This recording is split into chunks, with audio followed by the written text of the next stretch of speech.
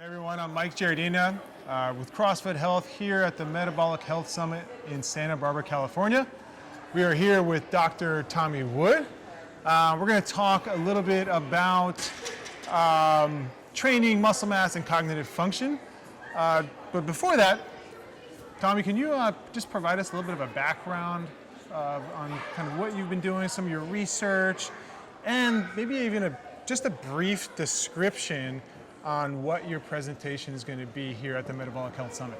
Sure. So I'm a neuroscientist by day. I'm an assistant professor at the University of Washington.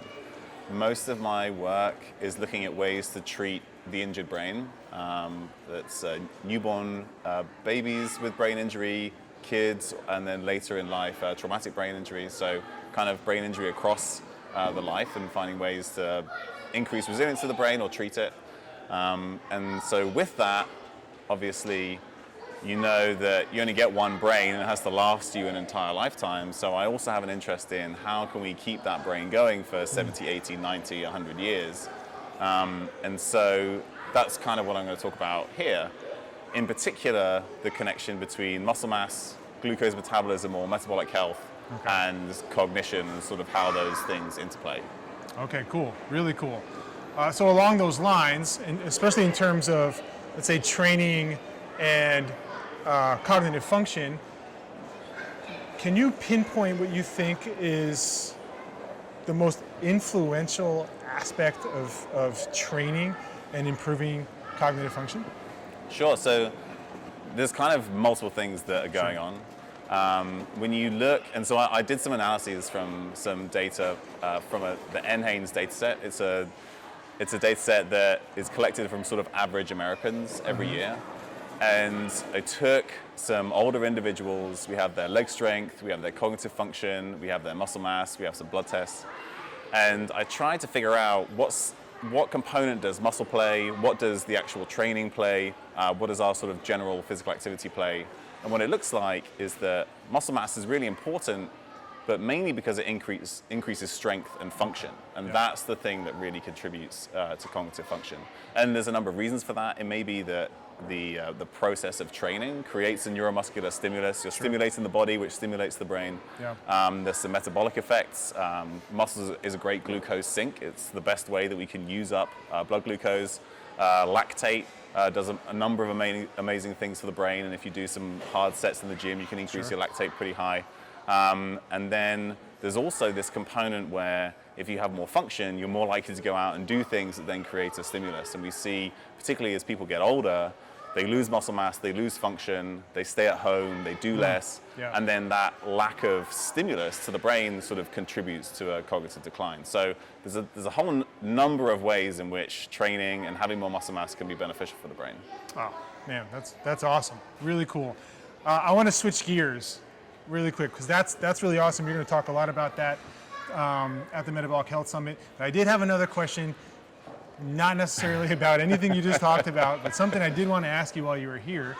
And it really has to do with the gut microbiome. So very recently, you guys put out a paper kind of discussing gut microbiome flexibility and maybe some proposed future reach and some questions that should be asked about how we're currently thinking about the gut microbiome, right? And one of the things that I just want to ask you is when we typically talk to people that are considered experts in gut microbiome, a lot of times what we hear is that the best diet might be a diet that is something similar to like the Mediterranean diet, right? Something where it's going to be higher in maybe some grains and some vegetables, a little bit lower in meat, especially red meats. Maybe eating meat only once or twice a week, but really loading up on vegetables, grains, fruits, and those types of things. And I think maybe because the idea is that the gut is going to flourish and be healthy when that kind of fiber and those foods are coming in there. And when you throw in high protein or high fat, that it can actually have a negative effect or have a negative impact on the gut microbiome. But at the same time, a lot of these professionals or these experts will use some of these primitive cultures as the example of what a healthy gut microbiome might look like. So my question is like, how do those things seem at odds? How, are they at odds? And should the gut microbiome be as metabolically flexible as we are as humans? Yeah, I think it really has to be. Yeah. And you can think about historical or ancestral cultures kind of to the extreme to help you understand that. So my ancestors all come from Northern Europe and Scandinavia. In the middle of winter, you want to try and find a starchy carbohydrate to feed your gut microbiome. It's not going to happen. Right. Like it's meat and fish, and it's probably been fermented. Maybe there's benefit there, Sure. but you're definitely not getting very much fiber. And it's the same multiple cultures around the world. Just you're not always going to be able to find this nice big salad out there that's going to then give you all the fiber that supposedly, so it does. If you eat fiber, your gut microbiome produces short-chain fatty acids. These are the things that support the health of the gut, supposedly.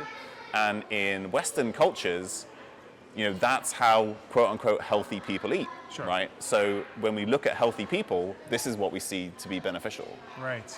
But when you look at how the gut metabolizes energy, you actually see there are multiple different ways that it can do this. So yes, it could be short-chain fatty acids from the fermentation of fiber. That's kind of like the traditional thing that we say we need. Yep.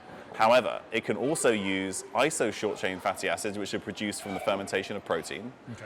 It can also use ketone bodies from the blood, rather than having to come from the gut. They can come from the blood. They can take them up from sort of the other side of the cell.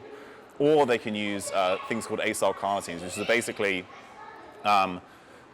sort of partially digested fatty acids, again, coming from the gut. So what you realize is that, yes, if you're eating sort of a carbohydrate, fiber-rich diet, the short-chain fatty acids will support the gut. Sure. But if you were going to eat a low-carb, no-carb, carnivore diet, there are alternative ways that the gut will function, and there are alternative sources of fuel. And when you look at the biochemistry, they actually all end up in the same place. All of those different things end up in the same pathways.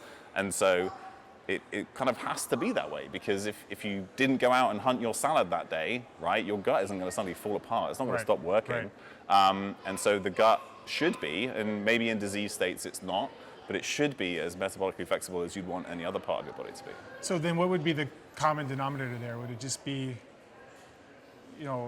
eating whole natural foods and not processed foods, and the macronutrient composition may not be as important as some people say it is, as long as the food source is at a higher quality and not overly processed? Yeah, I think so. And so with all those different things, carbohydrates, particularly fiber, or fats, or protein, could all provide some of these nutrients that the guts need, some of these energy metabolites.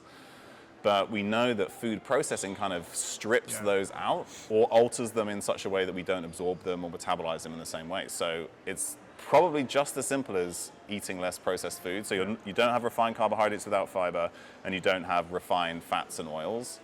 And that's probably it. Yeah, awesome. Really cool. Well, thank you so much for both of those questions. Thanks. I know I kind of surprised you with the other one, but it's something I really wanted to ask you ever since I read that paper. So thank you so much for your time. Thank you. And looking forward to hearing you talk Sunday, right? Yeah, Sunday morning. Awesome. Really cool. Great. Thanks. Thank you.